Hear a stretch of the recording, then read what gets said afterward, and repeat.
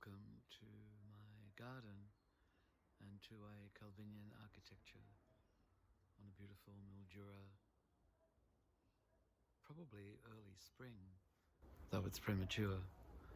Early spring afternoon, it's just that feeling in the air that the buds are starting to show on the branches of trees. And cats are making their customary mating sounds. This is the beginning of the fourth octave.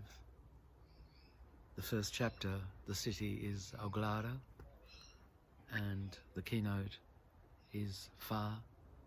The color is green. Verse 2 and 3. It's firstly root 1, then it's 1A, then 395, then 95, then 122, then 26. Finally, we're gliding past trees and hills that seem familiar. A sign to the right flashes by. Shaker village coming up. Kazumi and me stop at the cemetery. Suddenly it's very still and we can hear the birds. We don't say anything. The gate to the cemetery is transparent, only an empty frame, and if you ducked, you could easily walk through it. But I'm struck by this.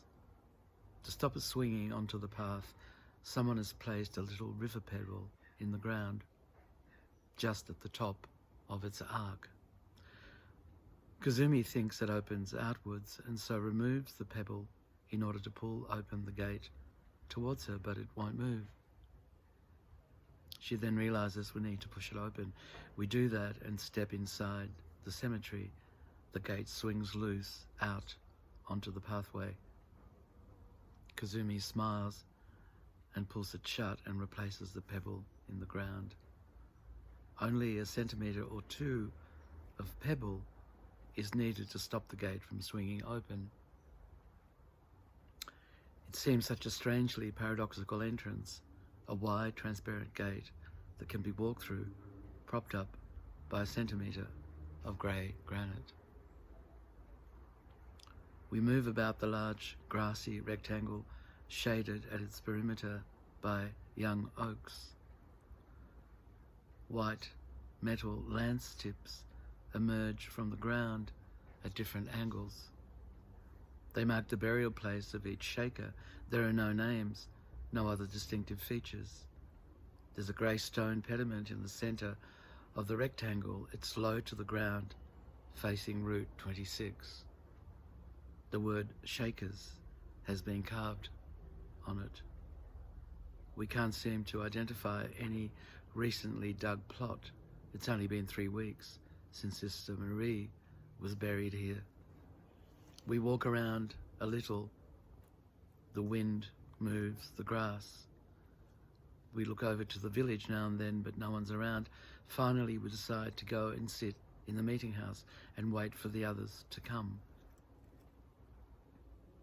As we walk up, we see Brother Arnold cross the road, shuffling in his familiar way. He's just opened up the meeting house. We enter separately. I walk through the male side and Kazumi through the females. Both doors easily open. We sit on opposite sides of the meeting house. It's been untouched since 1794. Same benches, same walls, same floors, same windows, same combustion stove, same feeling.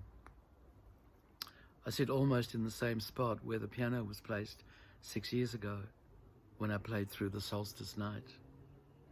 It's a clear, calm time passing, a calm and clear passing time, a clean, calm, clear time here again. One by one, people pass me in single file and sit quietly. I look for Sister Frances, but soon I look for everyone. The faces are all familiar, and I'm struck by how all this has gone on for all these years, and not only these 6 little years, but for centuries. Each Sunday, people talking to each other, giving testimony, sharing this ritual in the same ordinary way. The characters are the same. They must get so much solace from this. Brother Arnold comes in and sees me. Without a word, he comes over, walks behind me, puts his hands around my face and kisses the top of my head. I feel home. That's all. Simply home. Brother Wayne gives the reading. Brother Arnold comments. Sister June redefines. And then Sister Frances contextualizes the message in our lives, in life, in the way that she does, directly, simply, clearly. I think, why can't we all speak this way all the time to each other? Then she sees me. She can't believe I'm here. She almost gasps. The sisters can see me and the brothers can see Kazumi. Sister Frances fights back tears in the way that she does with her chin working up and down. She looks out of the window for long periods through the testimony. I wonder what she sees out there. It must be all so familiar to her. I can feel that I'm going to say something. And if I do, I need to do it now. Otherwise the meeting will be over. I'm terrified. I try to think of something simple, rehearse it 10 times and forget it 10 times. I want to trust that I'll say something useful if I stand up, but it's very hard to trust myself that far. Finally I stand and I look at everyone and I can hear my own voice saying strange things. I want to just stand for a while and be silent, just look at everyone, but I can't do that. Brother Wayne turns and gasps. Michael does too. The meeting's over now. We file out quietly. Brother Wayne waits outside for all the men coming out, thanks them, greets them. We hold each other briefly. Many smiles. He recognized my voice, he said, because he hadn't actually seen me. He couldn't believe it. He tells me he mouthed to Sister Frances, "Is that Domenico?" "It's Domenico," she mouthed in reply. We now are all in the sunshine, and I get that feeling again of being reborn. It's a faraway Sunday morning now, and our family, me and my father and sister and mother, in our fantasies, or our father's fantasy, which we've all taken on, are driving back one spring from Mass at St. Pat's. The chicken soup's on, the brodo without stock cubes. And we're all cheery, as Italians inevitably are, on Sundays. But it never happened. We never went to Mass at St. Pat's on a Sunday.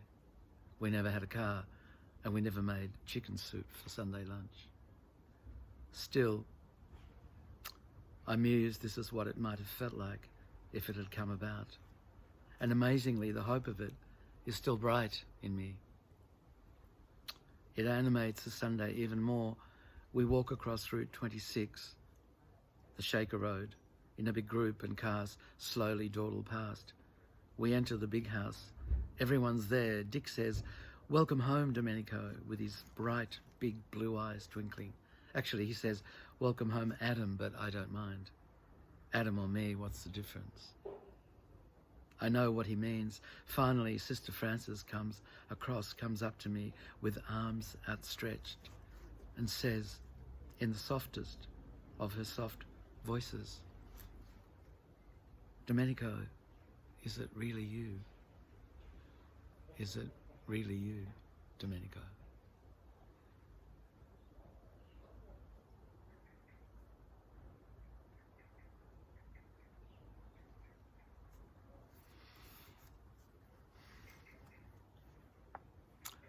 I'm not sure if it was really me, but...